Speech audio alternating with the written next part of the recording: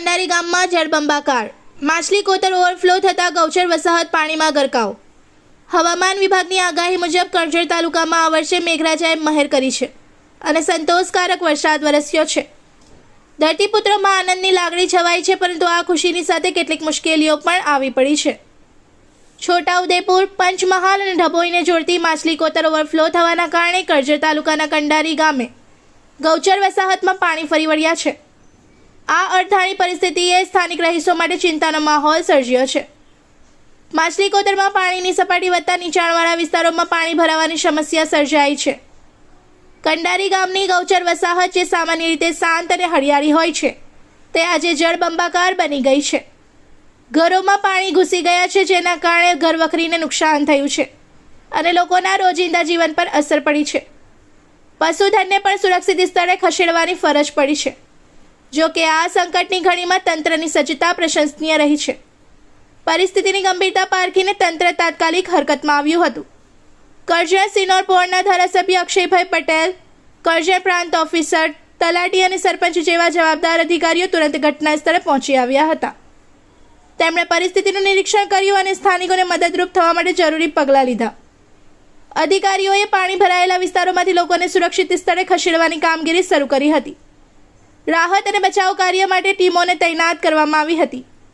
પાણીના નિકાલ માટેના પ્રયાસો પણ હાથ ધરવામાં આવ્યા હતા, જેથી વહેલી તકે સામાન્ય જનજીવન પૂર્વવત થઈ શકે। આ ઘટના દર્શાવે છે કે કુદરતી આફતો સામે તંત્રની સજ્જતા અને ત્વરિત પ્રતિભાવ કેટલો મહત્વપૂર્ણ છે। જો કે લાંબા ગાળાના ઉકેલ માટે આવી કોતરો અને નદીઓની સફાઈ તથા ઊંડાઈ વધારવા જેવા પગલાં લેવા પણ અનિવાર્ય છે, જેથી ભવિષ્યમાં આવી પરિસ્થિતિઓ ટાળી શકાય। કંડારી ગામના લોકો આશા રાખે છે કે તંત્ર દ્વારા તેમને પૂરતી મદદ મળશે અને તેઓ ઝડપથી આ મુશ્કેલીમાંથી બહાર આવી શકશે।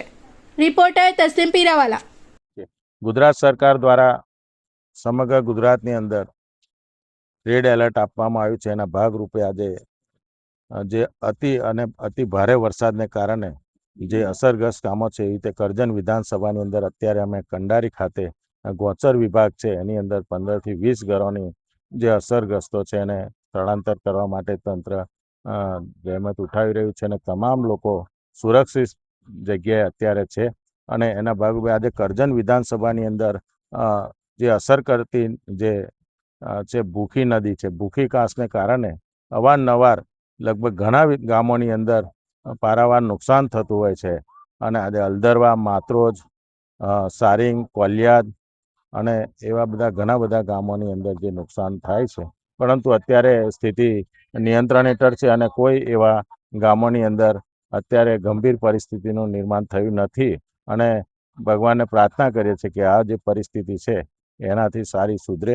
અને આજે નવું જાણવા મળ્યું છે કે મેથી ગામની અંદર જે રોડની આજુબાજુની કાંસ જે ઊંડી કરવા માટેનું જે તંત્રને એમને સરપંચોને આગેવાનો દ્વારા ચોમાસાની આગળ જે જાણ કરવામાં આવી હતી, અને આજે મેથી ગામની અંદર આદિવાસી વિસ્તારોની અંદર નવી નગરી ખાતે જે પાણી ભરાવાના બનાવ બન્યા છે, એના માટે તંત્રએ તાત્કાલિક જેસીબી મોકલી અને ત્યાંના ગામના સરપંચશ્રી અને આગેવાનો સાથે પાણીના નિકાલ માટે ત્યાં તંત્ર પહોંચાડવામાં આવ્યું છે।